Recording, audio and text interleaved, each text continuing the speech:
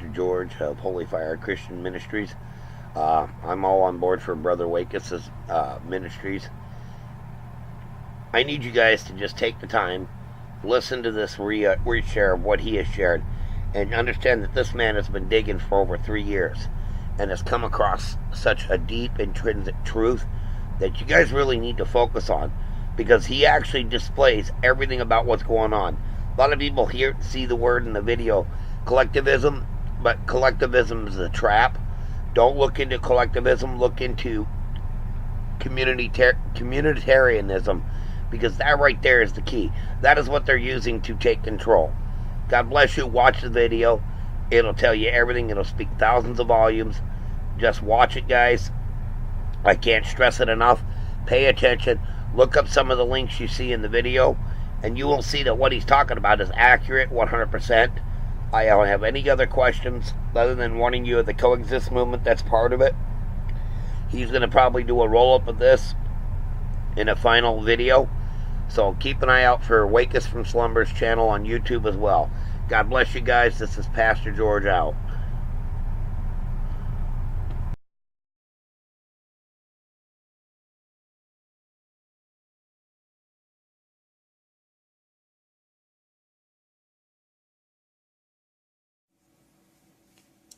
How's it going, guys?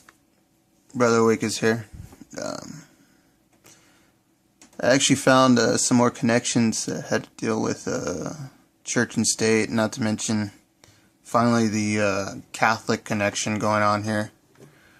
As you can see, there's obviously local involvement of a Catholic priest in Ferguson who speaks of the festering mistrust and racism issues. Okay, now you guys know as well as I do that if this is about anything, it should be about the police state. But of course, now the mainstream's got a hold of it and everything. And personally, I think that a lot of this is just more psyop. I think this whole thing is a psyop. You got controlled opposition on both sides, and I'm going to prove that right here, right tonight. A lot of people are already coming up with that evidence right on. People just pressing for the truth. That's the best, because the truth will set us free, right?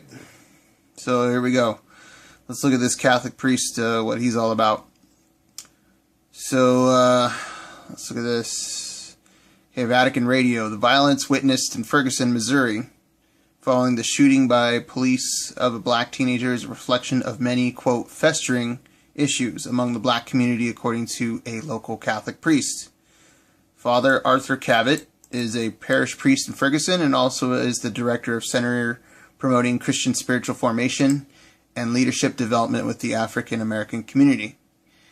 He spoke to Susie Hodges about the violence and its underlying causes. Okay, so see how, again, where's the separation of church and state? Who's in charge of you? Why aren't you being kept in check? It's funny how some people cannot, deny,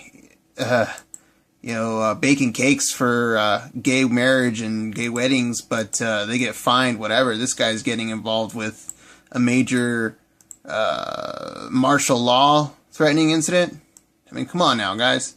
This is obviously controlled by the big boys. Big money behind this. So let's find out who this Father Arthur Cavett is. Who is this guy? So I went and checked on him and found this link right here, which I'll put the links in the description, like I said. And it's on this Aquinas Institute of Theology, which, by the way, that's Thomas Aquinas. And we'll get more back to that. This whole thing is like a UN New Old Order psyop. It totally is, because you're going to see the connections here that I'm going to make that are, you can find yourself and research themselves. And I'm barely scratching the surface. I mean, I'm trying to fit all this into 15 minutes, and it's impossible. So digging deep on this just goes all the way back to Francis himself, Pope Francis. Okay, so this is big. So again, Father Arthur Cavett, he is the guest chaplain, or was at this one session of the U.S. House of Representatives. And, I was like, okay, I was like, okay, that's pretty big. But let's listen to what he has to say in his prayer. It's very interesting. Just listen to the way it sounds. The House will be in order. The prayer will be offered by the guest chaplain, Reverend Arthur Cavett, St. Charles Lwanga Center, St. Louis, Missouri.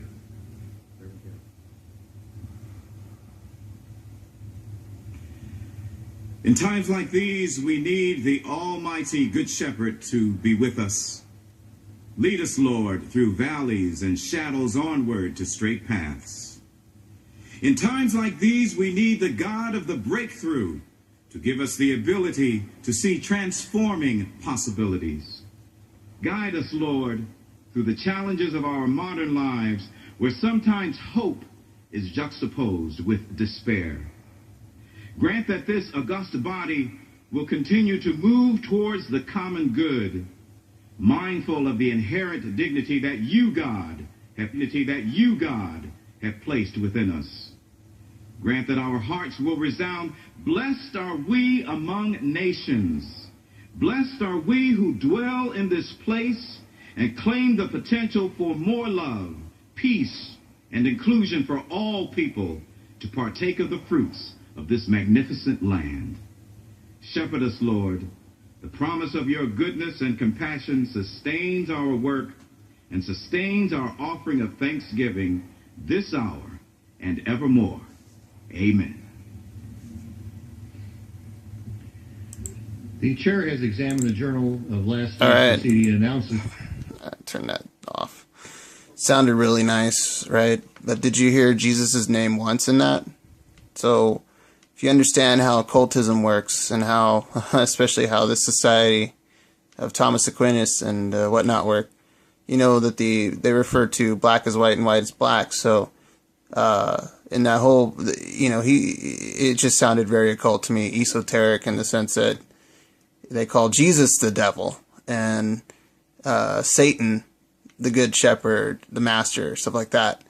And not once did he say the name of Jesus. I mean, they don't say the name of Jesus because if they don't want to, okay? I mean, that's why I pray in the name of Jesus. I mean, that's why Jesus said, pray in my name, okay? And this is how they hide themselves. But anyways, it goes deeper than this. It's just something I found kind of interesting. It's a little sidetrack. Let's go on. So I thought it was might be bigger than the local level, and it turns out it is. I mean, all you have to do is Google Catholics in Ferguson, and you'll see, bam, just tons of links regarding already them stepping forward on a international level in support of this, trying to support the whole racial issue. Now, I'm not saying racism doesn't exist in this country. Of course it does. I mean, there's stupid people in this world, so it will always exist. And the elites use that as a means to just control the people that are, unfortunately, the mass majority of people that are caught up in that crud.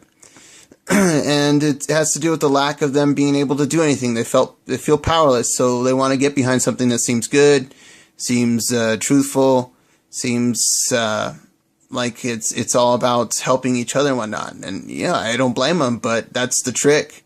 That's how New World Order works. It's not about force. The force is, I think, everything is, yeah, there's going to be a technological aspect to it, but I think that's just more of to frighten us into gathering up in arms. Because, I mean, let's look at everything. Denver mural in the airport. Okay, all the people of the world are, if you see the kids, they're all willingly, okay, getting rid of the weapons and whatnot, okay, and showing the death of Christianity and stuff. It doesn't show the kids like in chains, being enslaved to create the New World Order. It actually shows the people, the nations of the world rejoicing, okay, and that it shows the younger youth. And look at this, the youth are just eating this up like crazy because they feel so powerless. They're all, and it sucks for them. I can understand. But carrying on. So we got the Archbishop involved here, Archbishop of St. Louis. And so let's read a little bit what it says here. Archbishop urges prayers for peace to calm Ferguson chaos. So let's read a little bit more what it says on what I think exactly says. Okay, we are all aware of the turmoil and tragedy our St. Louis community is experiencing, he said in a letter to Catholics of the Archdiocese. Now, as far as this, what I found here is also a little bit more where this bishop, he's actually quoting Francis, and also Francis of Assisi. Now, Francis of Assisi, that was roommates to Ignatius Loyola, okay, and there you go, it's the Jesuits. So, I mean, it's just, they're rubbing it in our faces kind of also. But after visiting Ferguson about 7 kilometers from downtown St. Louis and offering prayers at a memorial there to 18-year-old Michael Brown, this is Carlson, Bishop Robert Carlson. He basically said he has been observing and reflecting through much prayer, okay, on what has taken place on a daily basis since the August 9th shooting. The events that have gone back and forth from peaceful protest to violence and looting. Brown's shooting has been brought renewed, etc., etc. But then he starts quoting St. Francis. I find strength in the prayer of St. Francis Assisi. Lord, make me an instrument of your peace. Okay, and all this stuff sounds nice, yada, yada, yada. And he's inviting Catholics to attend a mass and all this stuff. So it's getting big. And then he starts talking about Pope Francis. Oh, Pope Francis has encouraged us again to ask Our Lady, all this stuff, and intercede. Okay, well, we know how Catholicism works, and it's not even Christianity. Okay, it's enslaving the world. It's the old Roman Empire of old, and with all its pagan traditions, and I can't believe people gobble it up. I used to be Roman Catholic, so thank God I got out of the deception, and I just hope God uses me to wake others up to realize the truth. It's evil, and it's nothing to do with the God of the Bible. Anyways, so again, more parishes around Missouri Catholic Conference. They're throwing prayers out there too. And of course, a lot of people in these institutions seem like they're nice people. I don't think they're aware of, what's going on. But you carry on. You even got Unitarian churches jumping on board. Of course they are. They're tweeting. Their priests are tweeting over here in full support. Separation of church and state, guys. These people have influence on a lot in the community. Okay, and again, it's just like Masons. They work as front groups through these front groups to complete their goal. So the Archbishop. So who is this Archbishop? And I'll wrap it up here. So I found some more on the Roman Catholic Archdiocese of St. Louis, but here's Robert James Carlson. Now he is the Archbishop of St. Louis. It's a picture of him over there. And found out some info on him. He, of course, attended University of St. Thomas. There you go. You got St. Thomas of Aquinas. References there. And this is going to be explored in another video. But I found out this on him. From former Twin Cities Bishop, 193 Dome recalls. I was like, what is this about? So it shows actually how he was a former Twin Cities bishop who leads the Archdiocese of St. Louis, responded 193 times in a court-ordered deposition that he could not remember details about priest-child sexual abuse during his tenure. Okay, so this is another big old Catholic cover-up for pedophilia and all that nasty stuff. And as you can see, the churches are all sick and filled with gay priests and stuff like that, and that's evil. It's an abomination, man. So I think people need real Christians. Unfortunately, the few we really need to stand up to this stuff and stop jumping in on the bandwagon for this stuff. And that includes the gay community. You know what I mean? I have nothing against you guys doing what you do. It's just don't tell me in my faith I have to accept it, or by law, or teach my children, if I ever have any. And, I just think it's wrong what they're doing to parents and schools. And if you're going to make a case, make it even, let us be able to teach, religion in schools. Our faith, the Constitution, was influenced by, and that's another can of worms, because a lot of founding fathers were not that great. Anyways, to wrap it up, this guy is a creep. A lot of other, but it goes back to this. Man. Okay, he's even been to St. Louis. And you know who that guy is. Alright? This is big dog. This is big stuff, man. So, this whole thing stinks. It really stinks bad. And we'll continue this by exploring this next time in another video. How this relates to this whole call for human rights. Because it all comes back to that man, Thomas Aquinas. And we'll pick it up in another video.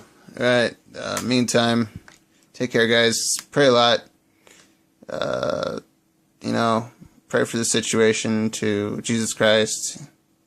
And that he opens up people's eyes, you know. But seriously, I'm tired. Sorry, I'm a little rambling on and whatnot. I'm pretty tired. It's been a lot of research on this. So, anyways, take care. God bless. Wake us out. Peace. Hey everybody, it's Brother Wakus here. Just wanted to just give you a shout out. I know it's been a while since I've uploaded any information regarding this whole Ferguson PSYOP situation, but here we go. There's going to be part 2 of the Catholic Church UN Ferguson PSYOP connection. It's quite a mouthful. So let's go here first. So I'm sure y'all have looked at the media and noticed that for a while there we had Michael Brown's parents take their center stage, which, you know, I don't even believe this is a family whatsoever, and a lot of people have been doing a lot of research on that. Seriously, it's going, the rabbit hole goes deeper, as y'all know. So we have Michael Brown's parents, they testifying before the UN, and that means they're trying to get international involvement here. This is a domestic issue. What the heck does this have to do with the UN convention? Oh yeah, here we go. If we look right here, Leslie McSpadden, Mike Brown Sr. traveled to Geneva and spoke before the committee which works to protect human rights. Yeah, we know what the UN Charter considers human rights. Worship the Lucifer and all that crap. Anyways, apologize for the French. But here we go on. We need the world to know what's going on in Ferguson. We need justice, McSpadden told CNN. We need answers and we need action. And we have to bring in the UN so they can expose it to the rest of the world what's going on in small town Ferguson. Are you kidding me? I mean, it's not like enough of your communist, socialist, rigged media isn't doing that job already of exposing itself as a big lie and a psyop. We're not stupid, okay? And the fact is that we're waking up more and more each day to these lies. So moving on here, you can obviously see that, ooh, yeah, let's get everyone involved. Everyone. So I'll leave these in the descriptions. You could read them further. It's a lot of information. And if you find anything I didn't mention, please leave it in the notes. I will always dig deeper because you know me and the truth. We go hand in hand. Amen. All right, so moving on, we have this next article, which is the Diocesan Metropolitan of the World Council of Churches. Okay. Now, I wanted to see what sort of church involvement we had in Ferguson and lately, because things have gained momentum. So we have this Diocesan Metropolitan joins NCC in statement on Ferguson, Missouri. Now, check this out. Our Metropolitan, His Grace, Zachariah Martin Nikolovos. Right, His Grace, all right? We'll get back to him in a minute. A member of the governing board of the National Council of Churches, the leading ecumenical movement in the United States, joined other church leaders to express their prayers and what's that communist socialist word? Solidarity with the people of Ferguson. You guys see it. You guys can see it, okay? They're posing as people, men of the cloth, when we know that these people are occultists and wackos and Jesuit-trained punks, all right? So same people that helped the Nazis get to power. So let's go on and see who Mr. His Grace is, right? So we go to His Grace. Oh, excuse me. Let's go over here. And this is this guy's mugshot. Get a good screenshot picture of it. It's going to be very important when we bring these people up on trial. And take a good note of a traitor. He even got his phone number there. You guys want to call him? Go for it. But let's see what his background is. So his background is he studies in different schools in Kerala until he finished blah, blah, blah. Blah, blah, blah. I trained with Jesuits. I trained with Jesuits. I trained with Jesuits. Jesuits, Jesuits, Jesuits. Okay, moving on. And, of course, if you doubt what I'm saying, go ahead. Look up every single one of these colleges, universities he's connected with. Look at the ecumenical ties of the so-called Orthodox Church. And please keep note. This is a liberal agenda. Okay? Conservative Christians have been the ones screaming about this forever. All right? We've been talking about this evil coming in our country. And I understand that it's difficult because there's so many people that say they're, quote, Christian, unquote, and they don't exercise anything Christian. They don't show any Christian attitude. So I apologize for that, but let's stick with the truth and let's move on regardless of who we are, because you know what? I think it's coming to light that this country, like it did with our forefathers, Jefferson didn't believe Jesus Christ was Lord and God, but he acknowledged that no civilization will ever survive unless it actually follows the correct precepts and how would you say, implementation of the teachings of Jesus Christ. So take that for what it is. It's what he said. That's our Constitution, our Declaration of Independence. Get over it. Let's get on. Let's get back to being a free nation. Okay? So we go on further, and we got faith offers healing to Ferguson wounds. Okay, so now it's all coming together. Here's where for nearly 2 weeks the small Missouri town of Ferguson seemed poised on the edge of a full-scale conflagration. Ooh. Oh, they just make it sound so built up, don't they? Don't they? Don't they? Don't they? Now, somebody we discussed in the last part seems to be popping his face up again. And I'm discussing the Archbishop, Father Art Cavett. Okay?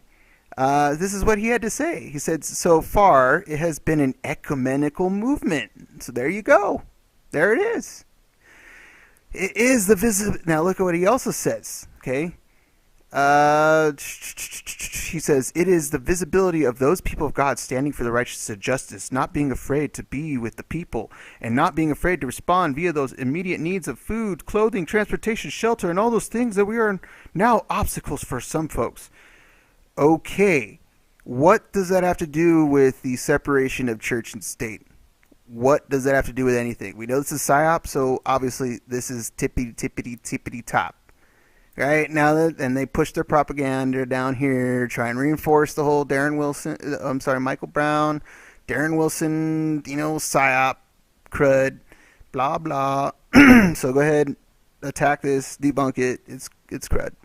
Getting more propaganda. Moving on. Now we got juicy ecumenism. Ooh, Ferguson is everywhere.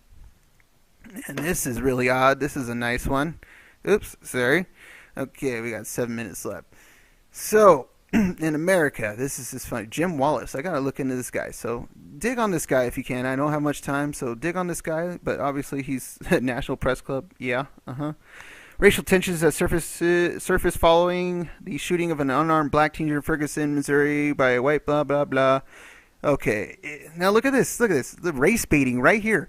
In America, black lives are worth less than white lives when it comes to criminal justice. What? Okay, so why isn't Obama taking care of all that? Huh? Why isn't he in Chicago addressing the black-on-black crime? All right? I mean, I'm not denying police. There's bad police out there that sold out, especially you ones in Ferguson doing the PSYOP, okay? You swore an oath, and I seriously, I have no respect for you. I respect the sheriffs and law enforcement that uphold their oath and want to hold this country's foundation. You have all my support. But I don't support any traitor. So, this is total race baiting. It is what it is. Moving on. Okay, so we got some more National Council of Churches crud. And there you go. It's talking about Washington, D.C. Oops, Washington, D.C. right there. National Council of Churches welcomed President Obama's announcement of new steps on immigration. Okay, there you go. There it is right there. You got the churches behind the whole immigration thing. Look at all these. These are all the liberal, socialist, commie, sellout, New World Order, Luciferian, Jesuit-trained, Freemason in disguise, sick, perverted, child molesting, demonic enemy we have to face that are sitting there behind the cloth. And every Christian, Catholic, whatever you are out there, if you claim to represent Jesus Christ in truth, you better get off your butt and start holding your preachers, pastors, and those in your churches accountable and start bringing up these issues. Because if you're not, you are with the enemy and the enemy of Jesus Christ, and therefore I have no respect for you either. And I can see why the real truthers in this movement are sick and tired and pissed off at shopping cart Christians that pretend to be for the truth and in reality are going along with the agenda. Knock it off. If you are who you say you are, and you represent that man who died on that cross for the sins and salvation of all, then do what is right. He was stood up and he spoke the truth and called out the Pharisees no matter what. Moving on. And finally, we have this, which is Catholic Culture, World News. And you want to look at every single thing the Catholic Church is behind, from gay rights movements to this, and the Pope meets Egyptian presidents, and St. Louis Archbishop pleads for peace in Ferguson. And right below it, Vatican confirms solidarity in Haiti. You know, they do put these titles and stuff together on purpose. Okay?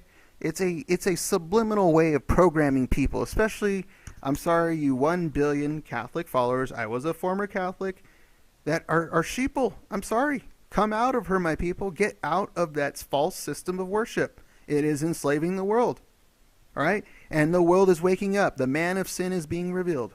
You cannot hide it anymore. So Jesus said, you're on my side or you're not. Because if you're lukewarm, I would rather I will spit you out. All right? I would rather you were hot or cold. So stop being a shopping cart Christian and join the real truth movement and start fighting for what is sacred in this country that we can get back if we truly stick together and keep doing this. All right? I'm sick of this. So I want to give a shout out to Justin Woolley. He's the one that recommended this recording program. Definitely going to be punching out a lot more information in the upcoming weeks, months. If you don't hear from me, it's send me a message and I'll let you know if I'm still alive. But get this out. If I disappear because of this or from, whatever, this has to go on. This is bigger than any one of us. And, I would gladly lay my life down for any American citizen who wants to uphold the Constitution and Declaration of Independence. This is Wake Us from Slumber, your brother from another mother. I'm out.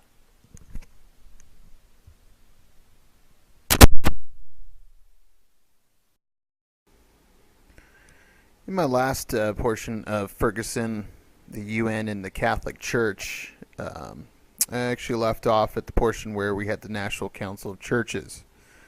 And as you can see here, this is the same website I was looking at last time, National Council of Churches. You can feel free to look through this, look at all the different type of ministries, different faiths they have from all the nation coming around. And I do recall that I did point out to you that the National Council of Churches welcomes the new rules on immigration. Okay?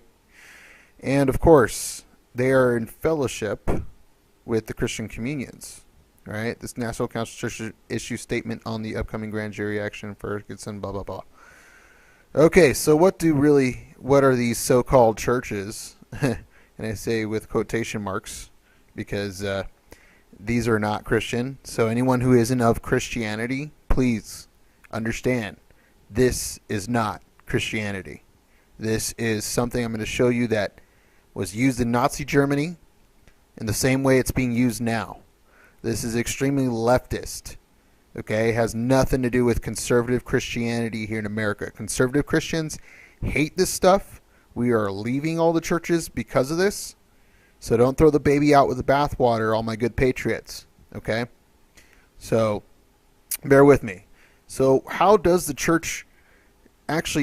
churches owned by the federal government? Well, it comes through a tax status, the 501c3 facts. And you could go look this up for yourself. And of course, people say 501c3 was basically a plea to have a non-tax status on churches. Well, churches never were taxed to begin with, so there was no reason to have this sort of status. Okay, and you'll see why it was implemented. This is the makings of what Adolf Hitler did in his day to usher in the church and state Nazi empire under the Vatican. So here we go. Most churches in America have organized as 501c3 tax-exempt religious organizations. This is a fairly recent trend that has only been going on for about 50 years. Does it kind of make sense why crap in this country has been going down the drain for the past 50, 60 years? Okay. Churches were only added to Section 501c3 of the tax code in 1954. We can thank Senator Lyndon B. Johnson. He was no ally to the church. As part of the political agenda, Johnson had it in mind to silence the church and eliminate the significant influence the church had always had on shaping public policy. So you see, this is a means to destroy America from within, destroy us morally. Okay? We are in moral decline, people. I don't care what you want to believe, whatever. Okay? But you have to admit, society is sick today compared to what it was in the 50s. I mean, if you look at law enforcement's even records of crime rates and what crimes pertain to, I think it was in high schools.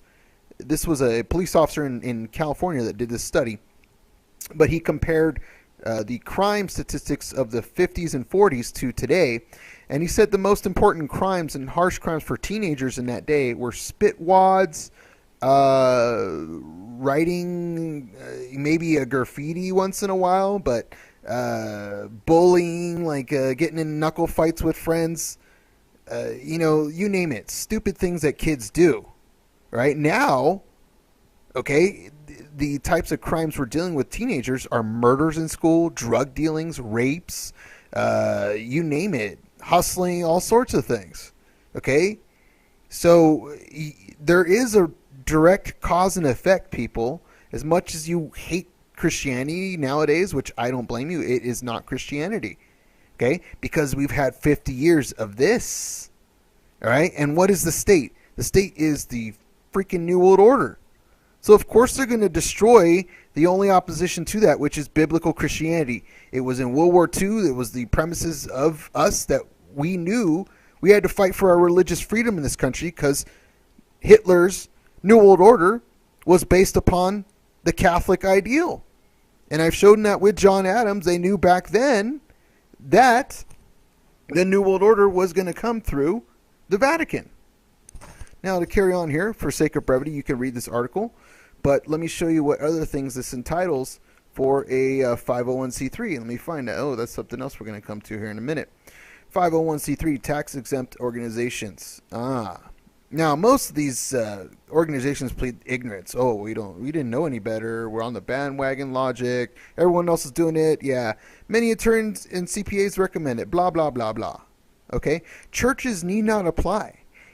In order to be considered for tax-exempt status by the IRS, an organization must fill out to submit the IRS Form 1023-24, blah, blah, blah. Churches are automatically tax-exempt. So why are they doing this? Because this is the beast. Okay? This is the Roman beast. This is the same system of Rome. Okay? That is trying to sneak in through the back door. And people are looking at CFR and all this stuff. It's great. But you know what? This is where the real power is. Because you control the church and state. Rome knows what it's doing, guys. The Jesuits know what they're doing. You go for the churches, you control the people. Moving on. Now, 501c3 problems. Okay? Look at these problems. When a church accepts the 501c3 status, that church waives its freedom of speech, waives its freedom of religion, waives its right to influence legislators and legislations they craft, waives its constitutional guaranteed rights. It is no longer free to speak to the vital issues of the day, becomes controlled by a spirit of fear that doesn't toe in the line with the IRS and lose its IRS tax status, becomes a state church. You see what I'm saying, people? Does this now make sense?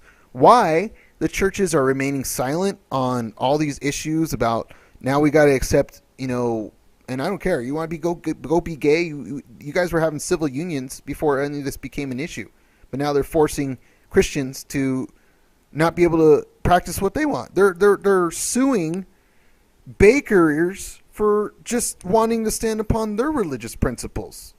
You see where it's coming from? Church and state. It's already here. All right. So moving on here. Let's get back to the CFR thing I was looking at. Okay? This is the truth. This is the truth.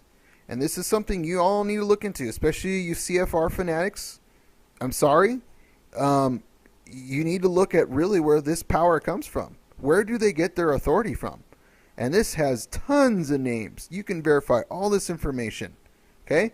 Let's look at some definite big names in here. Okay, there's Skull and Bones, and this will give you the whole research on all the connections of all the CFR members and how they're connected through which organizations.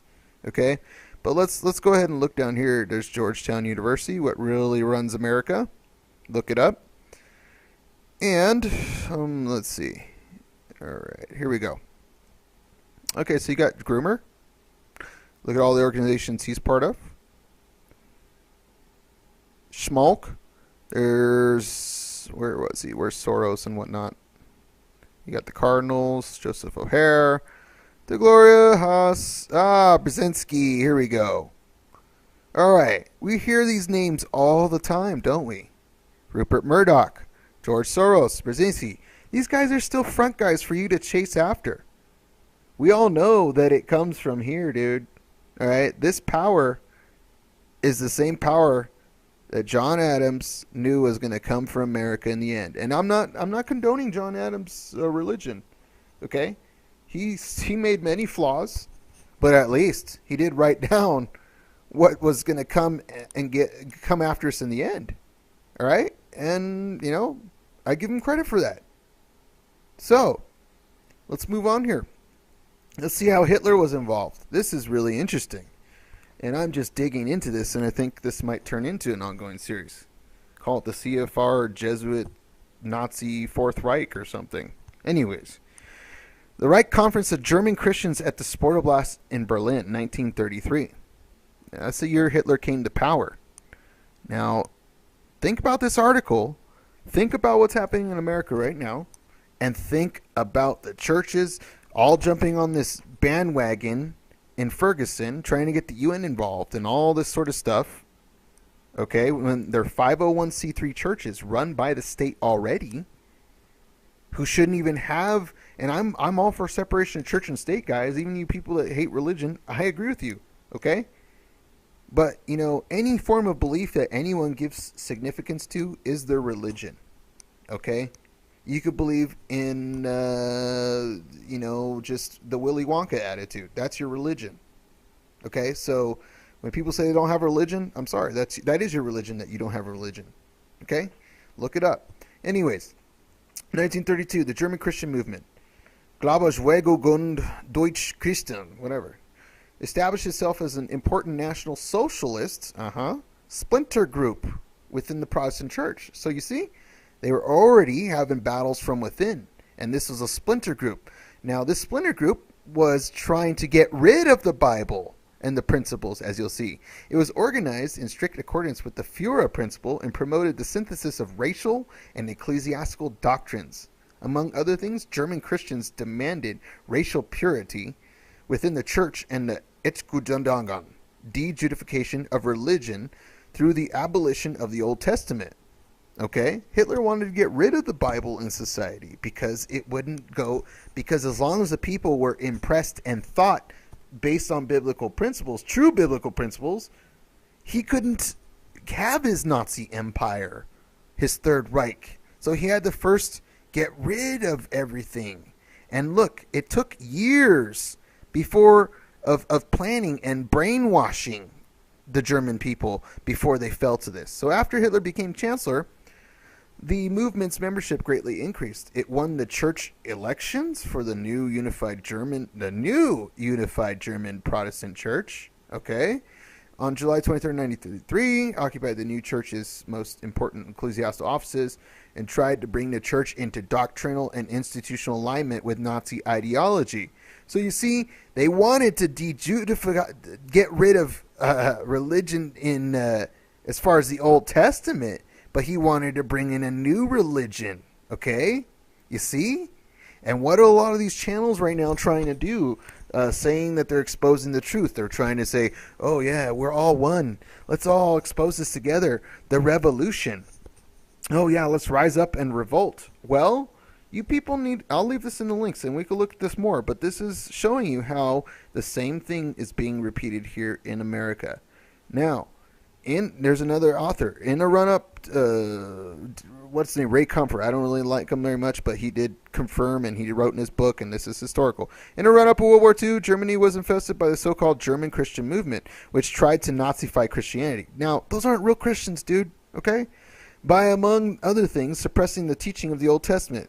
These were New Agers. All right? New Agers. Interesting, Hitler and his top deputies, along with the majority of officers and troops themselves, were lifelong Catholics or Lutherans. Okay, there you go. And we know that Hitler, that was just publicly what he was. Because esoterically, he was an occultist. All right? Comfort uncovers the super weird evidence that the stage was set for Hitler to pervert Christianity in Germany. And his own origins and endeavor became from being influenced by the American automaker Henry Ford, that's true, and the composer Richard Wagner, among others. Okay? Did you know Henry Ford even actually supplied the, I forget what they're all, the name of the German trucks, transporting trucks that they used for the extermination camps. There's a great documentary called, it's in my playlist, it's called Hitler's American Businessmen or something like that. Yeah, Hitler's American Businessmen. Look at it, and it'll actually tell you that while our boys were actually trying to defeat the Nazis, you had the bankers already behind their backs here in America, which George Bush was grandfather, Prescott Bush was one of them, but you had them already trying to make money off everyone killing each other. Okay? So, moving on here, I only have a little bit left. I will continue this in part 2, and I will show you exactly what Joseph Goebbels did, along with the state and the German Jewish people, to try and convince the people to do what? Join the German Revolution. And we're hearing that now, right now, aren't we? From every piece of media. Rise up, America. Revolt. Okay? But who's leading this revolution? Who is leading this revolution, America? Here we are in part 4 of the Ferguson PSYOP, UN and Catholic Connection. I left you off with how in Nazi Germany, prior to the actual implementation of the Third Reich, Hitler rose to power on the backs of social revolution. And if you look right now, everyone's looking at Obama like he's the Hitler. And that's actually the trick. Okay? The trick is to make you think he's going to come after and kill us and all this stuff. And I'm not saying the police state isn't real. It is. Okay? That is the problem. The reaction is to get us to revolt. Okay? Because they already have the solution waiting, which is the church and state union under the Roman papacy with the New Age, occult, all that crap. How do I know it's all New Age and Luciferian and all that crap? Because I do my research very well. And I'll show you in this next part, and probably the next one as well, how these truthers are actually fooling you online. When they say they're bringing truth, a lot of them are actually representing the occult, and even if they may not know it, they're actually preparing your mindset for accepting the New World Order. And here's how it works through the social revolution. Okay, so first of all, we have the power. Now our gigantic work begins. Those were Hitler's words on the night of January 30th, 1933, as cheering crowds surged past him 5 hours long, for 5 hour long hours beneath the windows of a chancellery in Berlin. This is the image. of, I guess, his decorated combatant of the Eastern Front, one of the SS officers. The first 800 Walloon volunteers who left for the Axis campaign against the Soviet Union and Stalinist Marxism. Only 3 survived the war, yada yada. So Hitler's political struggle had lasted 14 years. He himself was 43, was physically and intellectually at the peak of his powers. He had won over millions of Germans and organized them into Germany's largest and most dynamic political party. A party girded by a human rampart of hundreds of thousands of stormtroopers, 3/4 of them members of the working class. He had been extremely shrewd. All but toying with him adversaries, Hitler had, one after another, vanquished them all. Okay? So it goes on, and it explains how, through the means of social revolution, and using this right here, look, by the beginning of 1933, the misery of the German people was virtually universal. At least 6 million unemployed. Now think about America. Okay? Think about America. At least 6 million unemployed and hungry workers roamed aimlessly through the streets, receiving a pitiful unemployment benefits of less than 42 marks per month. Many of those out of work had families to feed, so that altogether some 20 million Germans, a third of the country's population, were reduced to trying to survive on about 40 pennies per person per day. Now, we're not as bad as that in America, but, you know, it's pretty bad. People think it is that bad, and that's all that matters. That's all it needs for the so-called problem to arise, okay? And the reaction as well. Unemployment benefits, moreover, were limited to a period of 6 months. After that, they came only to the meager misery allowance dispensed by the welfare offices. Why do I feel like I'm living in America? I haven't collected any of that crap, I'm proud to say. But it's all you have? Is this seeming like deja vu to anyone? Notwithstanding the gross inadequacy of his assistance, by trying to save the 6 million unemployed from total destruction, even for just 6 months, both the state and local branches of the German government saw themselves brought to ruin in 1932. Alone such aid had swallowed up 4 billion marks, 57% of the total tax revenues of the federal government and the regional states. A good many German municipalities were bankrupt. Okay, so they intentionally bankrupt the system. What are we seeing right now? They're trying to collapse our system from within. Those still lucky enough to have some kind of job were not much better off. Okay? And you can keep reading on. Now, basically, when people are unemployed and they have too much time on their hands, they think a lot.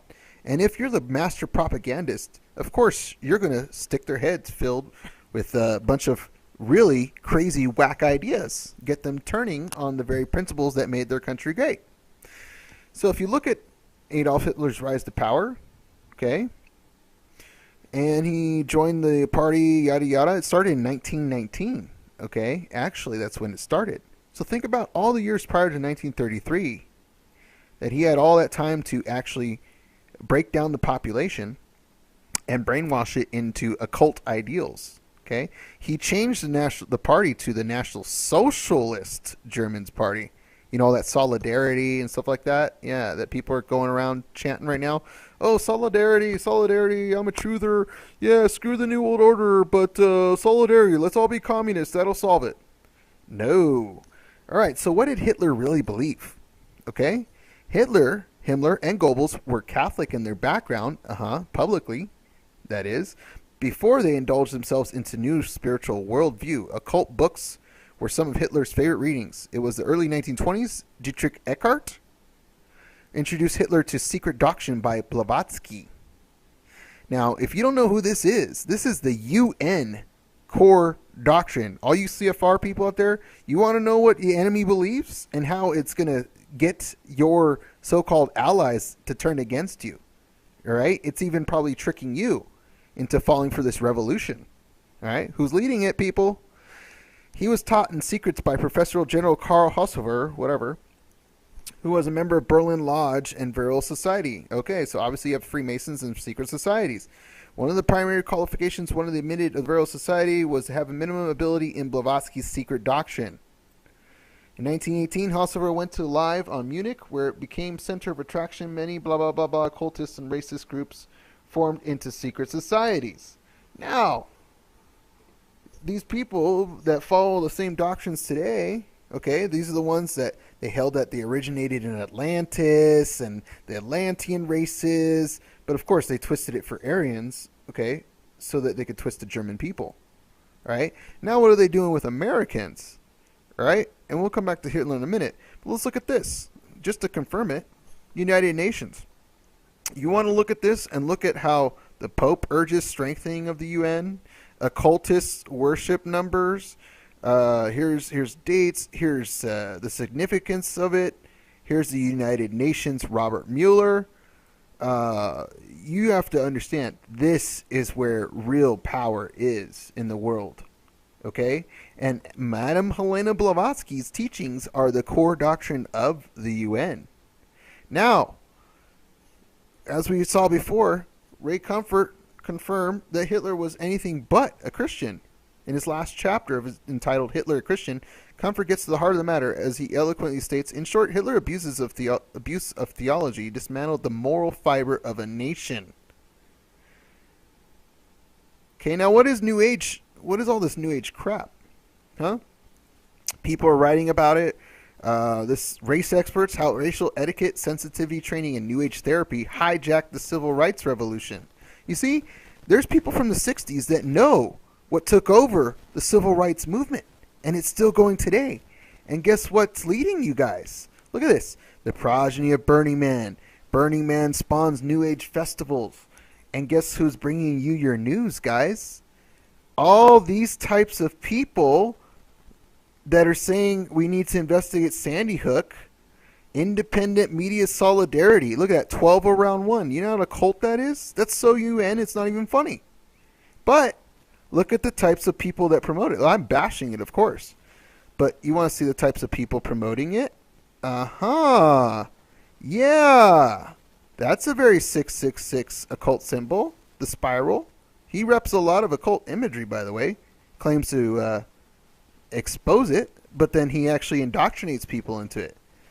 Other people, look, all the New Age stuff coming out, okay? These are all New Agers, right? These people hate Christianity. They don't want the truth. They don't want to know that biblical Christianity is what's actually giving them the rights, the Constitution right now. They fall for all our founding fathers are just New Ager pieces of crap. Some of them probably were. But you know what? If they didn't put those rights down, we wouldn't even be here right now having this discussion. Okay? So they must have done something right. All right? And God, of course, is in charge. And I'm sorry, but there is a higher power. These people believe in a higher power. You want to believe that? You want to see what they believe? Look at what I found. Straight up from Blavatsky's book. Okay? In such a God, okay, they first asked, do you believe in God, the God of Christians, the biblical God? In such a God, we do not believe. We reject the notion of a personal or an extra-cosmic or anthropological God. The God of theology is a bundle of contradictions. So they hate him. So are you atheists? No. We believe in a divine universal principle. The root of all, from which all proceeds. Oh, we are all one. Sounds like we all are one crap, right? All right. And again, I'm going to break this down more because I'm sick of these truthers on here trying to pretend that they are something or not. Now, you want to see how the New Age, like these channels right here, like Mr. Buddha backwards, that's very occult. But look at his channel. These are all New Age occult teachings, dude. All New Age crap. He's got a flying saucer plane. He's got nothing but New Agers on there that think they are for the truth, but they're following this so-called revolution like sheeple. Look at this. Oh, yeah, Red Pill Revolution. See, written backwards. What did Helena Blavatsky teach? Or, I'm sorry, Aleister Crowley. You're supposed to write backwards, think backwards, all that crap. And I've already tried to talk to this guy, but he denies any sort of, I don't know what you're talking about. Of course you don't. Right. You think they don't know what they're doing? Oh, they know what they're doing. They know what they're doing very well. Matter of fact, listen to this little quick 3-minute thing. Hopefully I have time. I'll end it and we'll continue in the next part. But go ahead and listen to this real quick. Very interesting how the churches, the so-called church and state that we just exposed, is actually pushing all this New Age occultism. Listen.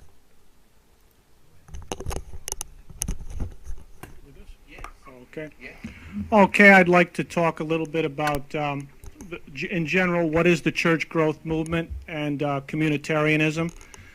Just briefly, the purpose of the church growth movement is to facilitate the transition of Christians and churches into the New World Order. The starting point for the New World Order is a political ideology known as communitarianism. Communitarianism is a third-way compromise between capitalism and communism. President Barack Obama is a communitarian whose cabinet and staff will function as third-way governing board. It is significant that Barack Obama's base as a community organizer was Chicago's churches.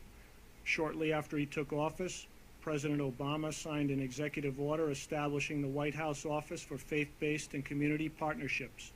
Churches who sign on with this faith-based initiative will be required to compromise in many ways, such as refraining from sharing the gospel and employing non-believers in their programs. The following description of communitarianism from the Rockefeller expose, "Thy Will Be Done, the Conquest of the Amazon," shows how central the apostate church will be in the coming communitarian global government. Quote, "Communitarianism, a system of church-centered community ownership of property that vaguely would include private ownership of homes and land." Authors Gerard Colby and Charlotte Dennett documented the tragic outcome of communitarianism in Latin America, a genocidal campaign conducted by death squads that were funded by evangelical churches in the United States. According to Nikki Rapana, co-founder of the Anti-Communitarian League, the leader of the unheralded transition to a communitarian system in the U.S. is the Israeli Zionist founder of the Communitarian Network, Dr. Amitai Etzioni. According to Amitai Etzioni, quote, "Nationalism must be ended. It is a creed that has come to burden the expansion of globalism. The communitarian agenda is to eliminate all nations and establish an all-powerful central global government." Etzioni was also a student of the Kabbalah. Communitarians believe that attaining a new world order involves the successful merger of the three sectors of society. It requires a merger of the government sector, the private sector, which is business, and the social sector, which includes the churches. This merger is also known as Drucker's three-legged stool, named after its main proponent, Peter Drucker. Peter Drucker, like Amitai Etzioni, was a communitarian and was also a student of the Kabbalah. Drucker, who developed the community-based global management system, was under the influence of the Kabbalist Martin Buber, who also taught Amitai Etzioni. Peter Drucker was very interested in getting churches involved in the implementation of the world government. It was his involvement in the Kabbalah that inspired him to create an organizational model that would transform churches into agents of Satan. This organizational model today is called total quality management. It was Drucker's vision that all organizations, including church organizations within the communitarian system, be run on TQM. Perhaps the main organization manipulating the churches into this communitarian partnership is the Leadership Network. The Leadership Network is in the business of marketing and promoting church growth. The Leadership Network trains church leaders how to implement congregational transformation. The total quality management organizational model in the churches is a transformational process or change process which utilizes group peer pressure to conform the church members to the goals, purpose, mission, vision of the church leadership. And the basis of the total quality management model, I would say, are the small groups, which are dialectic sessions. Wow. Now, thus far, Bob, we've been saying this for years. Yes, absolutely. And All right, and I'll cut it off right there. There's more to this interview. I'll post it, so you can definitely listen to it. These preachers, I have to give them props. I'm about to contact them. These guys speak the truth on this. And guess what? John MacArthur, he's major. Okay? As far as all the churches coming together and crap. Okay? And trust me, I have a video on my channel exposing him as a wolf preacher. Okay? So I've been doing that for a while. Back when I did that a year ago, people said, "Oh, you're nuts. John MacArthur's such a good man." No, he's a snake. He is such a snake. All right, so let's go back to, he was talking about the communitarian model. Okay, so what is communitarianism? You saw me flash some things on here. Okay, so he explained what communitarian is. All right, and if you want to get the definition, it's a theory of or system of social organization based on small self-governing communities. It sounds nice, doesn't it? An ideology that emphasizes the responsibility of the individual to the community and the social importance of the family unit. Sounds very nice, but it's a New World Order deception, and that's how it's coming, ladies and gentlemen. It's not coming in the form of boogie boogie, all scary, ooh. That's just to freak you out. It's to get a reaction in us so that we do revolt. Okay? Problem, reaction, solution. The Hegelian dialectic. And look how it's going to form. I flashed this a while ago.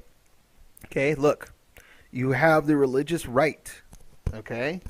The so-called extreme religious right, or whatever you want to call them. Okay? And I don't even hang out with these guys because they go way off the deep end. They're like Nazis up here. Okay, Alex Jones, saw Steven Anderson pushing all that end times crap, which, you know, I believe we are in end times. It's just not as close as they make us to be, and they want to use that to fool us. Okay, communitarianism. Okay, they want to arrive to this point where we all converge together. Now you have the extreme anti-God left. Okay, atheists, all this stuff. Now, why is atheism just bashing the crap out of Christianity now and vice versa? And it's just, let's battle. Okay? Well, you know, through Hegelianism, the pain of separation eventually causes them to fuse together. Okay? And that's what they want. So you don't even have to believe in God or any religion. And guess what? You're going to be sucked right into this community-based system, which is going to sound very nice to you because, oh my gosh, they're restoring the republic. We just restored the republic with the revolution. And oh man, oh yes, I want them to take over my community. And guess what? It's all New Age set up in honor of Lucifer, and you're not going to even know it. Now look at this also found. Global communitarianism. The philosophy and law behind UN Local 21 flows directly out of the mind of the Zionist terrorist.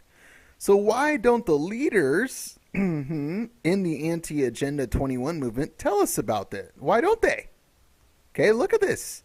Mr. You-know-who right there. Right? She's a big New Ager. All right? Mr. Glenn Beck, dressed like a Jew. I stand with Israel. The John Birch Society. Here's all you Ron Paul supporters out there, and you think the Oath Keepers are good. Okay?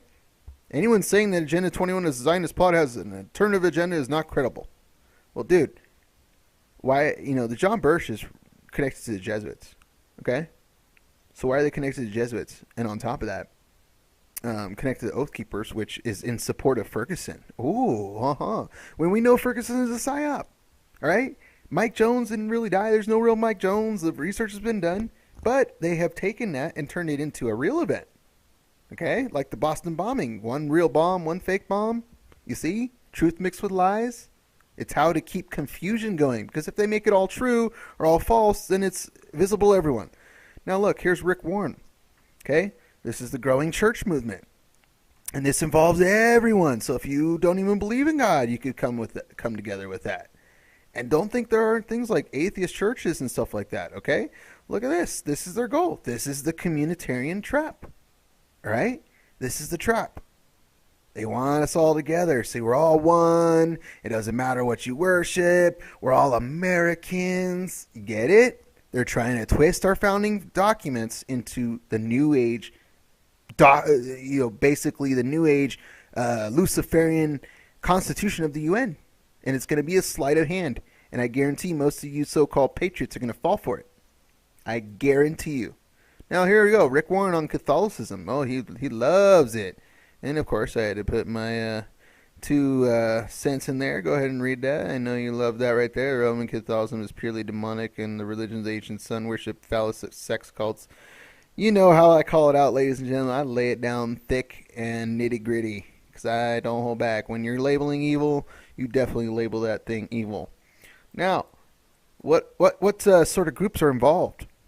in this Ferguson. Now, you guys, for you people, oh, this still doesn't prove any connection. The Catholic Church and stuff. Okay, we've already proved the National Council of Churches is run by the Vatican.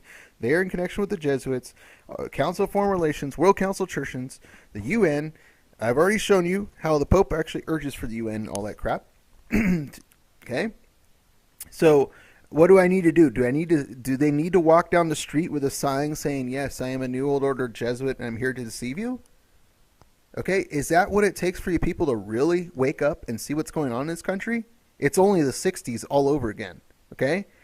Now look, unlike the original Black Panthers, the new Black Panther Party for self-defense is not a Marxist in its ideology. Instead, it's drawn from Maulana Karunega's Kuwaitian theory, a Pan-African communitarian philosophy. It is also influenced by the Nation of Islam. Okay, and guess what channel this is on? Yes, the big deceiver himself. Oh, he's covered it because he's doing his job. Got to get the lie out there.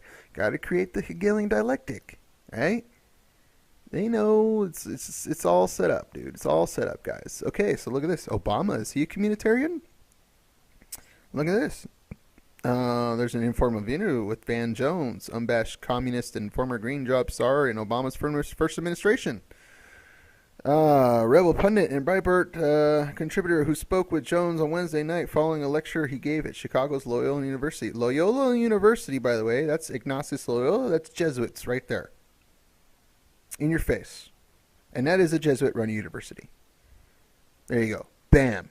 Again. And look, absolute rights. Oh, it's all about human rights. It's all about human rights. And, of course, the sheep will buy this crap. So, European. Okay, the Europeans getting on board with this communitarianism stuff, okay? See what I'm saying? It's just not, don't think this is just, that's why people are like, oh, the world's awakening. Well, look at this, okay? This is something that really you guys should pay attention to. If you're that individual who's trying to tell the crowd, the herd, that they're going the wrong way. Now, this comes out of occultism, and it's called an egregore. And it's an occult concept representing a thought form or collective group mind, an autonomous psychic entity made up of or influencing the thoughts of a group of people. The symbiotic, okay, that's also very communist, dude. That's so new age right there. Synergy, energy, oh, we are one. The symbiotic relationship between an egregore and its group has been compared to the more recent non-occult concepts of the corporation as a legal entity and the meme. Well, we know what corporatism's doing to this country. Okay? Now you could go into this some more. I'll put that in the links, but it comes out of occultism. Gnosis magazine, the Gnostic teachings. These people twist Christianity. They say the power is within. Knowledge is superior, all this stuff. So basically they think they're gods. Okay? It's crazy. Okay? I understand why people hate religions, because they look at this stuff like, dude, I don't even want to study this stuff. There you go. Fraternaris Saturni. There's a Saturnian Brotherhood. Okay? All right?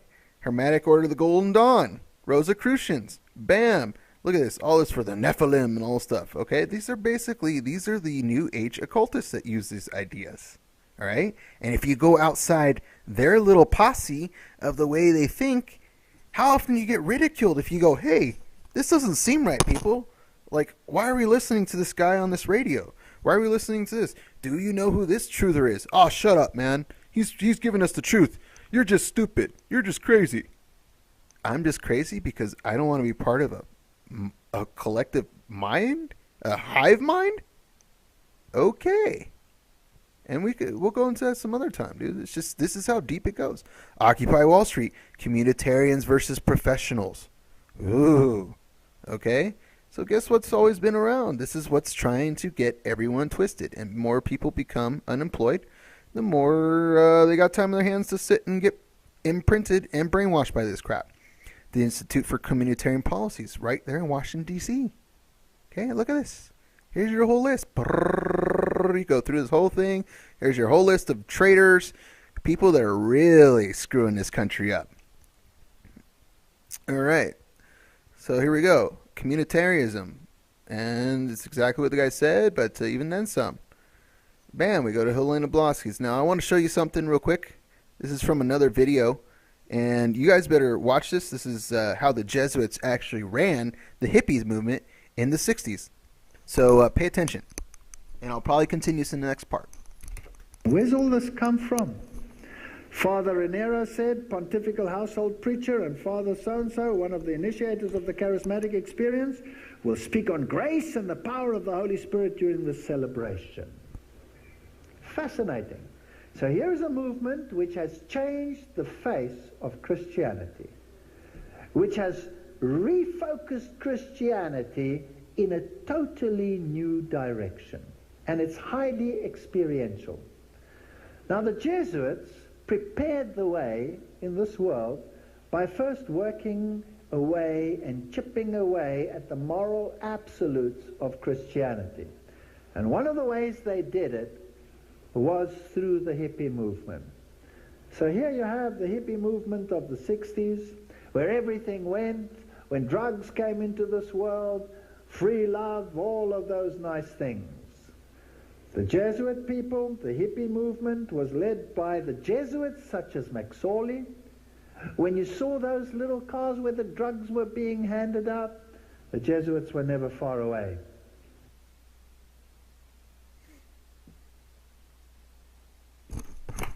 Now, we're going to continue a little bit further. I don't think I have much time left in this one, but I will get into McForley, the person he talks about.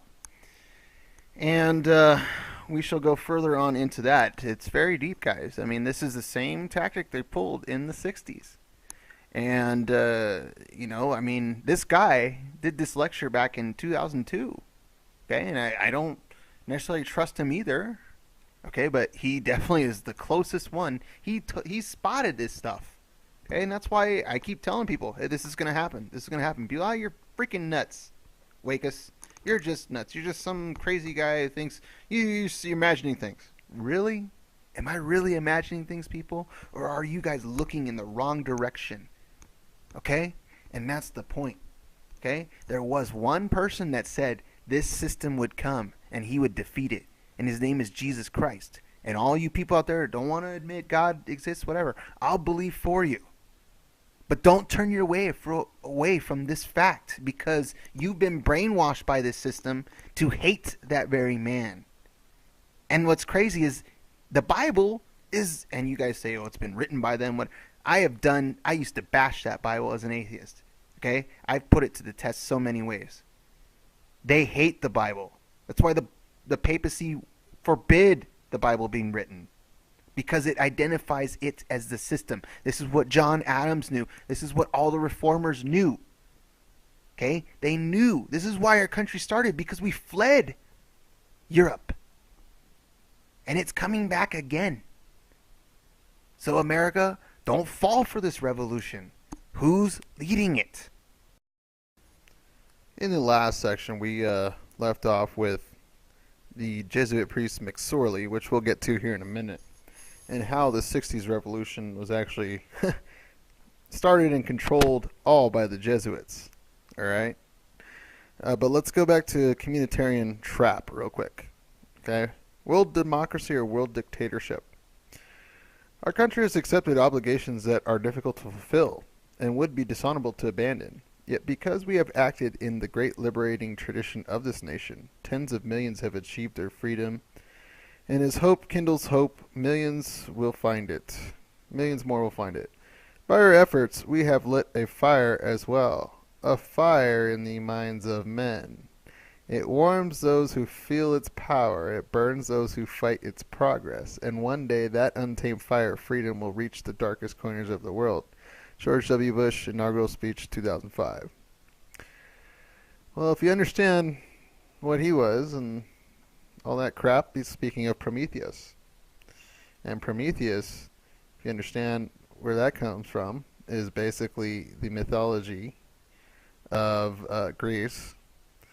And the elites love it very much because he's supposed to be the light bearer. It's just another name for Lucifer. Now, so you can see this outside of Rockefeller Center. You can look up Prometheus. You could even look into that movie Prometheus that they did, which pushes evolutionary thought. Man is God. You're your own creator. All that sort of crap. So you can see this is man-based, man-centered theology. Okay? And we know all this stuff. Okay? We've seen all that crap before.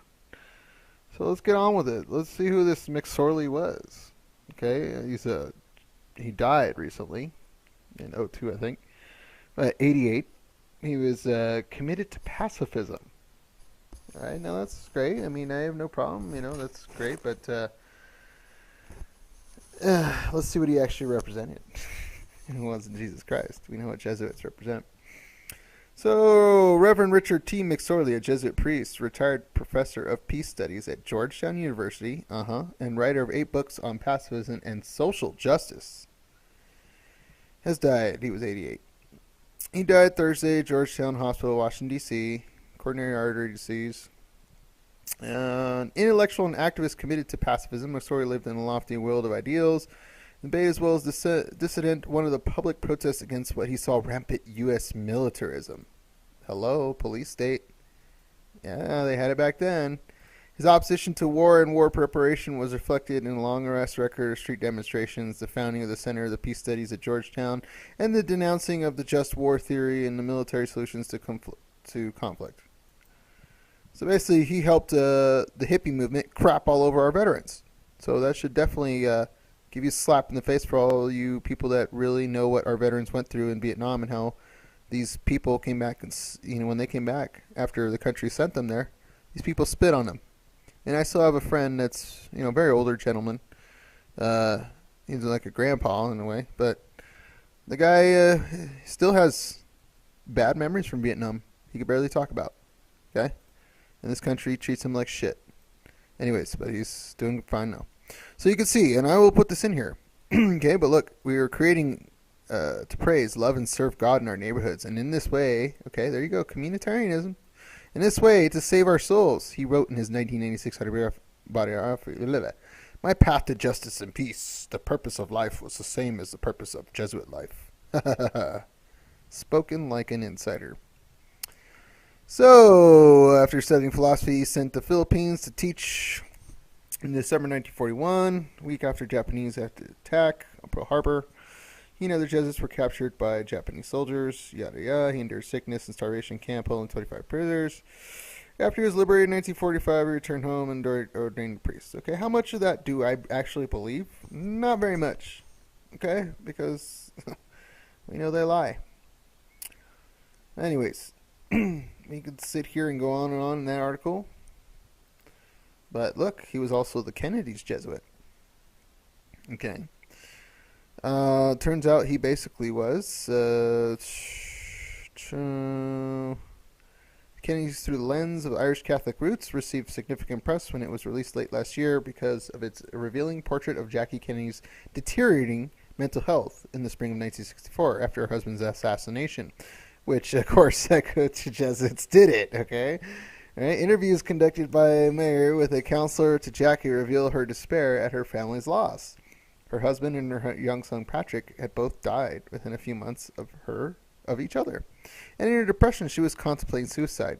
In the crowded field of Kennedy biographies, Meyer's book clearly had the magic touch a nugget of insight from a previously untapped source. Most new Kennedy books have to settle for the travails of a previously unbiographed family member, such as last spring's Sweet Caroline, etc., etc., etc. Okay, the catch of Mayer relied chiefly on discussion with a priest, the late Richard T. McSorley. Okay, so this guy was in charge of the hippie revolution, but he was also giving Jacqueline Kennedy consolation after her husband got murdered? Yeah, okay, we could go into this, okay? It's more crap. I might go into some more detail, but moving on. So basically, this guy's top Jesuit apologizes to the Kennedy family. Why are you apologizing to the Kennedy family? Okay, he apologized to the Kennedy family for the release this month of diary excerpts in which a Jesuit priest described counseling sessions he had with Jacqueline Kennedy. Okay, Well, you know, I mean, the Kennedys are dead. Okay, I'm sure he's, and I don't think Ted really cares. Okay, because he's a New World Order insider and probably was part of the plan to get John F. killed. Which John F. Kennedy was a Knight of Malta. You guys got to understand that he was Catholic Knight of Malta, all right? And he actually, ahead of Lyndon Baines Johnson, he brought in the church and state. But he did realize at the end that he was selling his country down the road, and he basically told the Vatican, "Go stick it," and the rest is history. Okay, you don't mess with the Vatican and get away with it. Peacemaker priests made the kingdom of God believable. U.S. Church lost one of its most colorful radical priests. Yes, the Jesuit died. Oh boy, yes, and all his long list of what he did for the community and the late peace activists. Oh, Palmango, he was Sorley's student in 1970s. Said McSorley visited with Magno, whatever, was serving a federal prison sentence for a plowshares action, although celebrating Mass was prohibited in prison. McSorley used the same bottle, small bottle meant for a contact lens, smuggled in wine. So yeah, he breaks rules, breaks laws. I mean, part of the Bible says you're supposed to obey the laws in the land, unless they forbid you to obey the Lord's rules. But you know, communion isn't anything to do with Christianity; it's paganism. Okay, and he ends it with, "I see my mission in life as God has made it known to me to help make the Catholic Church what it should be, a peace church. Okay. I'm sorry, I just can't help but laugh. To be a Christian means to have respect for life in all its forms in today's nuclear age. That means Christians must become active witnesses for peace and must finally oppose all forms of war." Okay, yeah, we know the Vatican's behind so much murder on this planet. Let's see. The hippie movement was led by Jesuits, such as Father Richard McSorley, Georgetown University, known as a peace activist, Marxist priest. He was trusted advisor, tutor to Kennedy family, okay, in interview with Richard Martin of Spectrum magazine, one controversial author, and host claims that the Beatles were Jesuit-controlled and that the drug world is controlled by Rome via the Mafia, which is Jesuit-controlled. Sir George Martin, the Beatles producer, attended a Jesuit college. Wow. He actually claimed that. The hippie movement twisted the true understanding of Christ. Instead of God the Savior, Jesus was seen as a political activist. Isn't that what they're trying to do with him today? The existential Jesus, the hippie Jesus, the smoke weed Jesus, the civil rights Jesus. Okay, now they're trying to resurrect socialist MLK for all this. I think all you truthers out there that are following this, and I know there's some of you that are sincere, but there's a lot of you that should know better, and you do know better, and you know who I'm talking about. Yes, I'm talking to you. Okay?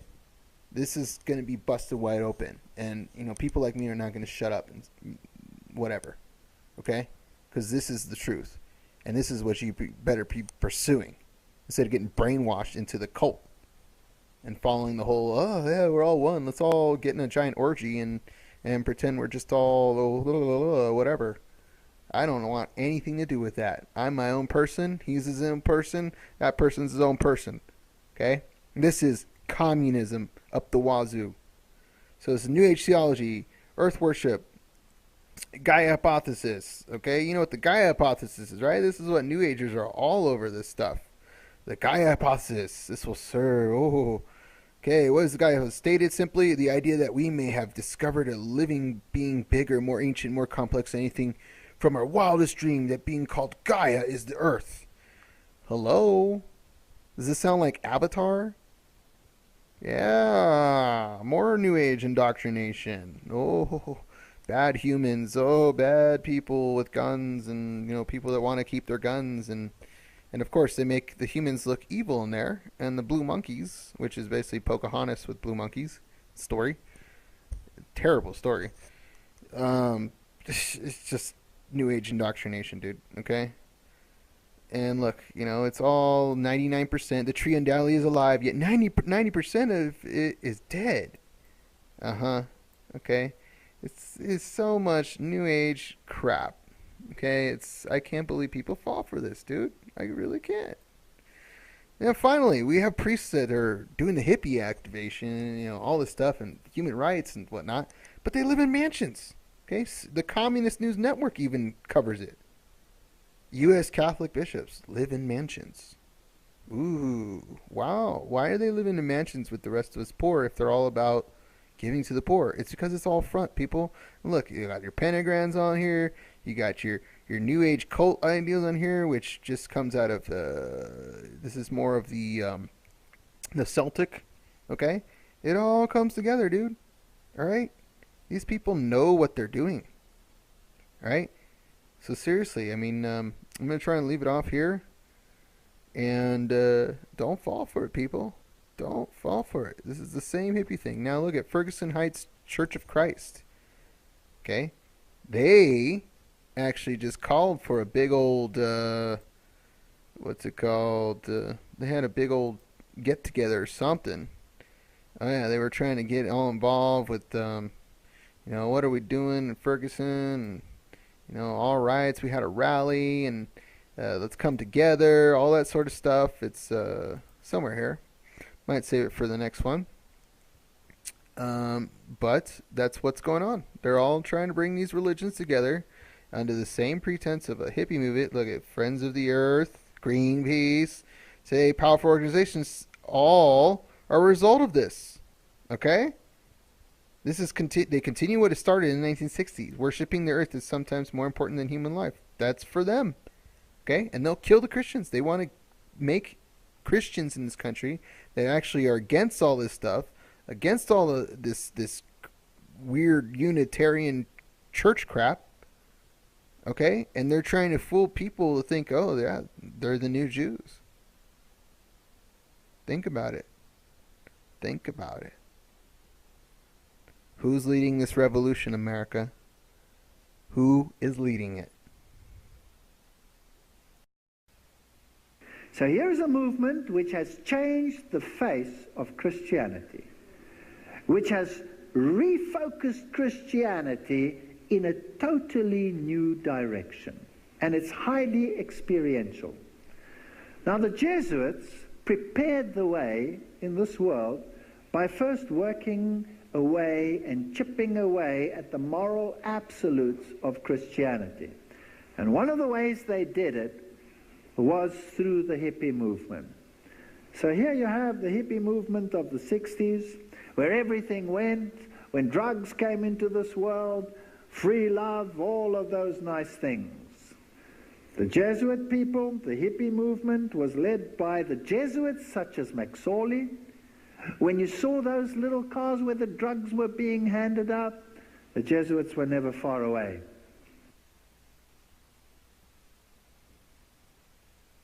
McSorley from Georgetown University, a Jesuit university. This led to the anti-establishment Jesus with the long hair, the let your hair down philosophy, the love gospel, the liberation gospel, the prosperity gospel, the coffee house Jesus, the rock and roll Jesus, the existential Jesus who meets the needs of all cultures and creeds. So here we go. Let's get with it. And you thought the hippie movement is dead. It's not dead. Today, the hippie movement is incorporated into organizations, and these sprang out of it, like the Greenpeace movement. Isn't that fascinating? And you have all of these Friends of the Earth movements, and the Action Coalition, and the American Civil Liberties Union, and the Greenpeace International, and the Global Recycling Network, and the U.S. Fish and Wildlife Service, and the Socialist Party, and mega organizations have come out of that movement. And here was McSorley. He used to stand on the street corners. He was arrested. He was the forefront leader. Here he says, should we then take life, or should we, death, hate, whatever. Here is Jesuit priest, professor at the University of Georgetown University. He was a Marxist priest. And who were his students? Bill Clinton was his student. Fascinating. It is Georgetown professors who advocated that Clinton go for a Rhodes Scholarship. And what else was he? He was the mentor of the whole Kennedy family. So here he was, an activist for all of these things. Here, this is the voice. This is Georgetown University's own webpage talking about McSorley, and it says that he had Bill Clinton in his class, and that he was the mentor and friend and confidant of the Kennedy family. He was also associated with Martin Luther King. And please note what he said. He says about Martin Luther King, I saw him as a great Christ figure. So I followed him and marched with him. King explained the meaning of the gospel to me. He taught us that Jesus was serious about nonviolent love, racial justice, peacemaking. King showed us how to live the gospel as well. Isn't that interesting? So all of these activist movements, the Jesuits were behind them. And then the music industry and the rock industry, which had its simple beginnings with groups like the Beatles and all of those. And here you have the Beatles and their songs about Lucy in the sky with diamonds. You remember that? And what does that stand for? I'm sure you all know. It stands for LSD and the drug world. And all of these movements, the Jesuits were behind it. Nietzsche's nihilism. Nihilism is the notion that ethical norms are nationally unjustifiable and a consequent mood of despair over life's emptiness is the result. Who creates the emptiness? Who brings the drugs and says there's no purpose to life? If you take away absolute morality and you take away the Bible, well, then there's nothing left. So you have free love, existentialism, here you go, and anything goes. And then you come to the point where you realize, well, I'm blowing my life away. What's the point in all of this? And then you supply the lack. And here's the danger. Nietzsche defined the concept of the situation which exists when everything is permitted. And this drug world was important. In the Rick Martin interview with Eric John Phelps, Phelps claims that the Beatles were Jesuit-controlled and that the drug world is controlled by Rome via the mafia, which is Jesuit-controlled. Here are the Beatles with their drug songs. The Beatles were the first rock band to use the Devil's Triad on a record album, and there you can see it. There he is using it, and there even animated, so there's no chance here. Van Helsing states that the Beatles used backtracks, and this is what he says. Song Revolution number 9, message, start smoking marijuana, turn me on, dead man, referring to Jesus. John Lennon in 1962 said to Tony Sheridan at a Star Club in Hamburg, I know that the Beatles will be successful such as no other group has been. I know it for sure, because for this success I have sold my soul to Satan. This comes from Jan van Helsing, Geheimgesellschaften und ihre Macht, and it's a quote from him. And then you have this philosophy shift, bringing in a new philosophy. And Heidegger's caring brought into this nonsensical world. God is dead, therefore life's answer lies within the self. Have you heard that on television these days? Self-esteem, Christian psychology supplies the lack. Heidegger taught that the soul would then authenticate itself by showing concern for others or caring. So now you have a caring Christianity. Heidegger's existential caring, Sorge, to take care of others, is based on Dasein, to be there. So here I am, I'm in a mess. How do I get myself right? How do I get a form of spirituality? I take care of others. This is the religion of self, the religion of Antichrist, God being removed. The church sets the standard and educates coaches, the masses through Christian psychology, spiritual directors, neuro-linguistic programming, caring labs, until we have a new spiritual formation. There's a summary of where we are headed. Now let's see how they did it. Step 2, create a new morality. Change the direction. We have to get now from this nonsense, this nonsensical existence, into a sensible existence. And who's behind it again? The Jesuits. And you can look them up. Here is Father Gustavo Guterres. And let's learn from Catholicism via this man how we must take a clear stand against social injustice in favor of the revolutionary process. So we change our religion from worshipping Jesus, from having a God-centered religion, to having a social religion. Leonardo Boff, the church must be defined in terms of energy, charisma, and progress of the world. So says Richard P. McBrien. I always like to know, who are these people? McBrien, who are you? And why do you quote all these Jesuit people? Well, here he is. Let's see. Richard P. McBrien is Crowley O'Brien, Professor of Theology at the University of Notre Dame. Very interesting. Past President of the Catholic Theological Society of America. Interesting. Distinguished achievements he received the Murray Award, and he served as past on-air commentator on Catholic events on CBS. So he's a big man. Where was he trained?